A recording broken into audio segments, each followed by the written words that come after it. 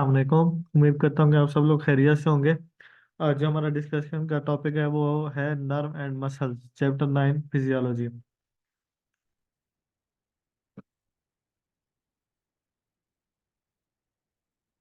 Nerve जिसे हम excitable tissue का भी नाम देते हैं, nerve cells also called neurons, इन्हें हम न्यूरॉन्स का भी नाम देते हैं। जो basic structural and functional unit है नर्वस सिस्टम का, उन्हें हम नर्व या फिर न्यूरॉन का नाम देते हैं। They are responsible for connecting nerve impulses from one part of the body to another part. इनका क्या काम है कि ये इम्पल्सेस जनरेट करते हैं और एक बॉडी पार्ट से दूसरे बॉडी पार्ट में ट्रांसफर करते हैं। They are the basic information processing units of the nervous system. The human nervous system consist about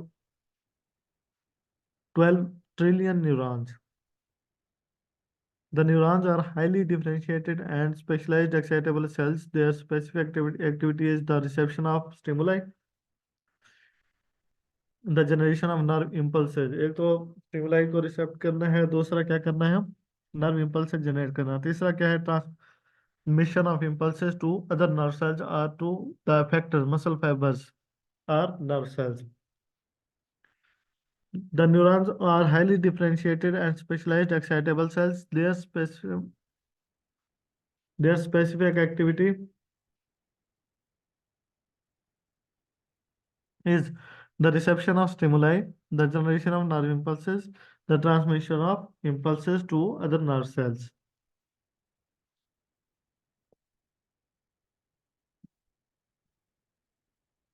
अगर हम इसके स्ट्रक्चर की बात करते हैं न्यूरॉन की, तो most of the neuron consist of the following distinct parts: cell body, soma, ठीक है, या फिर पेरिकैरियन।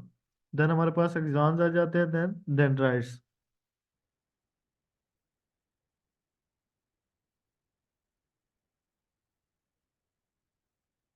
न्यूरॉन का स्ट्रक्चर यहाँ पर दिखाया गया आप लोगों को। ये एक्सॉन्स दिखाए गए हैं, साथ ही सेल बॉडी है। ठीक है, सेल बॉडी के अंदर हमारे पास सेल न्यूक्लियस है, साइटोप्लाज्म है, और डेंड्राइट्स यहाँ पर ये थ्रेड लाइक जो दिखाए गए हैं इसके।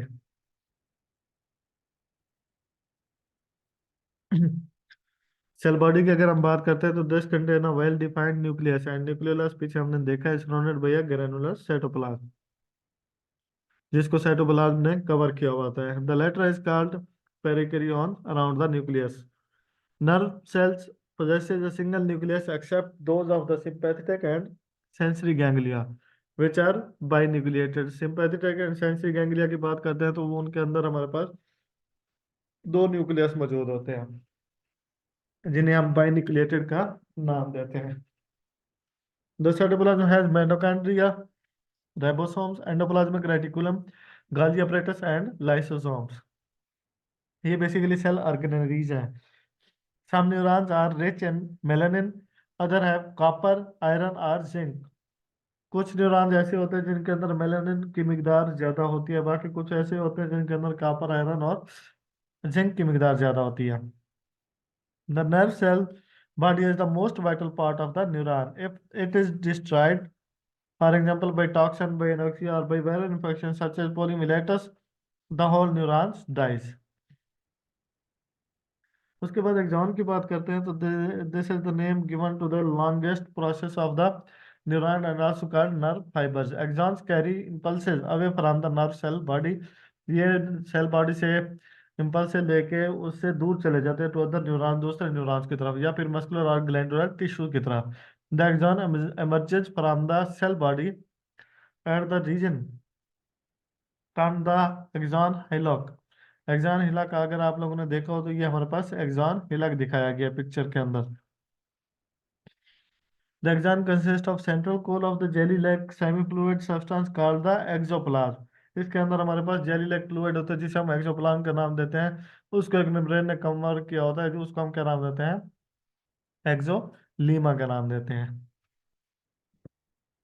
Then हमारे पास in the body of nerve fiber carries impulses in one direction only. If a fiber carries impulses from CNS to periphery, it is called efferent. जो CNS से बॉडी के पेरिफेरीज की तरफ इम्पल्सेस लेके जाती है, दूसरे बॉडी पार्ट की तरफ लेके जाती है, उन्हें हम इफरेंट का नाम देते हैं. और जो बॉडी पार्ट के पेरिफेरल पार्ट से लेके CNS की तरफ लेके जाते हैं उन्हें हम क्या नाम देते हैं, एफरेंट का नाम देते हैं.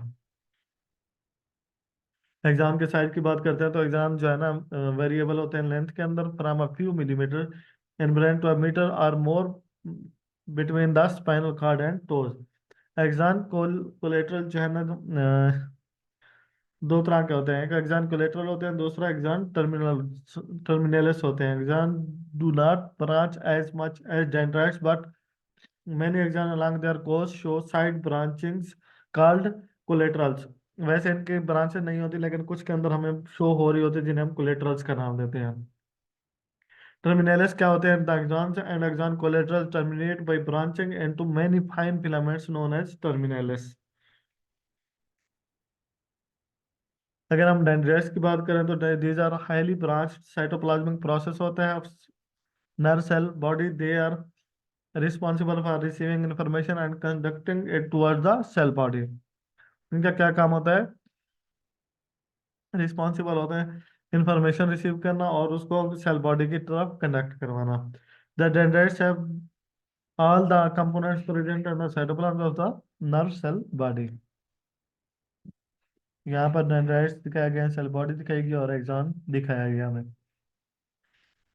अगर हम इसकी क्लासिफिकेशन की बात करते हैं तो इसको डिफरेंट न्यूरॉन्स को डिफरेंट क्लासिफिकेशन में आइडेंटिफाई किया जाता है। The different neurons in the body are classified on the basis of their structure and function.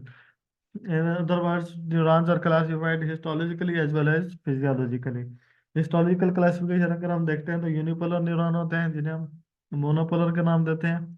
This type of neuron only one process which function as axon. एक ही process होता है जिस जो एक्सॉन के तौर पे काम करता है। And man these neurons are only in one place mesencephalinic nucleus of the trigeminal nerve. जैसे सूडो यूनिपोलर न्यूरॉन्स की बात करते हैं तो in this type of neuron the axon and dendrites arise from the common stem. एक ही stem से निकल रहे होते हैं that divides into two process, one acting as the dendrite and other as axon. इसमें एक एक डेंड्राइट के तौर पे एक्ट करते हैं, दूसरा एक्सॉन के तौर पे। For example posterior spinal root ganglion.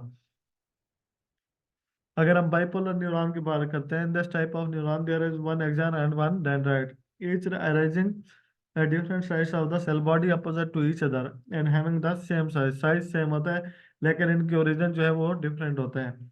For example retina of the eye, olfactory mucous membrane and inner ear. यहाँ यूनिपोलर आप लोगों को दिखाया गया है, मल्टीपोलर दिखाया गया है, बाइपोलर दिखाया गया और सूडोपोलर दिखाया गया है। और मल्टीपोलर की बात करते हैं तो these neurons have a large number of dendrites। इसमें डेंड्राइट्स की मिकदार ज्यादा होती है arising from the cell body, जो सेल बॉडी से निकल रहे होते हैं। The dendrites may arise from one pole of the body and may arise from all of the cell body। There is only one long process that represents the axon। इसके अंदर सिर्फ एक process होता है जिसे हम एक्सॉन का नाम देते हैं। Most neurons of the CNS are of this type।